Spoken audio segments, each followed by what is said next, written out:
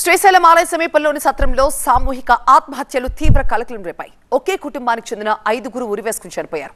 మృతులు సత్యసాయి జిల్లా బత్తలపల్లి గ్రామస్తులుగా గుర్తించారు. ఘటనా స్థలాన్ని పరిశీలించారు ఈవో చైర్మన్.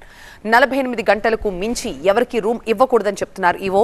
సత్రం నిర్వాహకులపై చర్యలు తీసుకుంటామన్నారు చైర్మన్. ఈ నెల 20న ఆటోలో వచ్చి సత్రంలో రూమ్ నెంబర్ 11 బుక్ చేసుకుంది కుటుంబం. దర్శనాల తర్వాత సామూహికంగా సూసైడ్ చేసుకున్నారు. బాత్రూంలో 3 మహిళలు, ఫ్యాన్ కి ఉరి వేసుకుని 2 పురుషులు ఆత్మహత్య చేసుకున్నారు.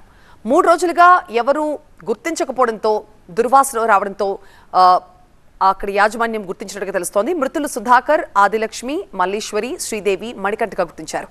ఆర్థిక కష్టాల లేకపోతే మూఢనమ్మకాల లేక ఇంకేమైనా కారణాలు ఉన్నాయని కోణంలో దర్యాప్తు జరుగుతోంది. శ్రీశైలం వడ్డెర సత్రంలో ఊరి వేసుకుని ఆత్మహత్య చేసుకున్న ఘటనా స్థలాన్ని పరిశీలించారు ఈవో శ్రీనివాసరావు, చైర్మన్ రమేష్ నాయుడు. క్షేత్రంలో ఒకే కుటుంబం ఆత్మహత్య చేసుకోవడం బాధాకరమన్నారు. సత్రం నిర్వాహకులు కూడా 48 గంటలకు మించి రూమ్ ఎవరికి ఇవ్వకూడదు, కానీ ఎలా ఇచ్చారో విచారిస్తామన్నారు.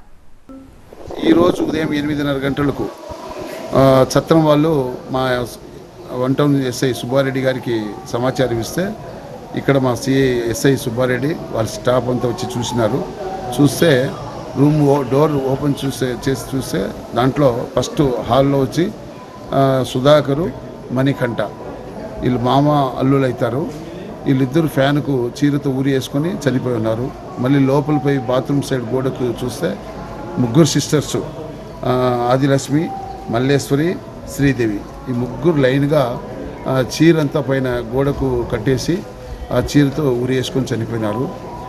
దీనిపైన మేమంతా విచారణ చేస్తే అక్కడ లోకల్గా సత్యసాయి జిల్లా బత్తనపల్లి గ్రామస్తులు వాళ్ళ బంధువులతో మాట్లాడితే ఫోన్లో వాళ్ళు కొంచెం ఆర్థికంగా చాలా సమస్య ఉండి 2 సిస్టర్స్ కూడా పెళ్ళి అయ్యి కూడా భర్తను వదిలేసి ఉండడంతో వాళ్ళు ఒకే ఇంట్లో ఉన్నారు.